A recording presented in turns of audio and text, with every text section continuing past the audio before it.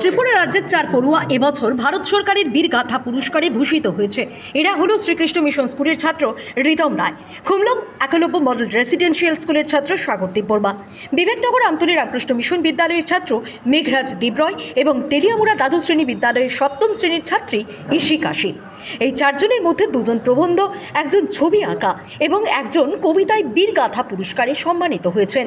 ভারত সরকারের প্রতিরক্ষা মন্ত্রণালয় এবং শিক্ষা মন্ত্রণালয়ের যৌথ উদ্যোগে গত 4 বছর ধরে জাতীয় স্তরে এই পুরস্কার প্রদান করা হচ্ছে। 28 জানুয়ারি তেলিয়ামুড়া দ্বাদশ শ্রেণী বিদ্যালয়ের ছাত্রী ইশিকা শীলকে বিদ্যালয়ের তরফে সংবর্ধনা জ্ঞাপন করা হয়। বিদ্যালয়ের শিক্ষক শিক্ষিকা সহ ছাত্রছাত্রীরা এক র্যালির মাধ্যমে বীরগাথা পুরস্কার জয়ী সপ্তম শ্রেণীর ছাত্রী ইশিকা শীলকে বিদ্যালয়ে নিয়ে আসে।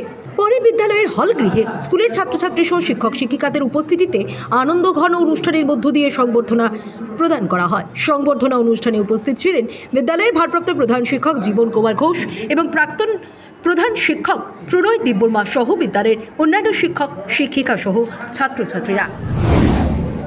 আমাদের এই তেলিয়ামুড়া দ্বাদশ শ্রেণী বিদ্যালয়ে ইশিকা শীল ক্লাস 7 বীরগাথা 4.0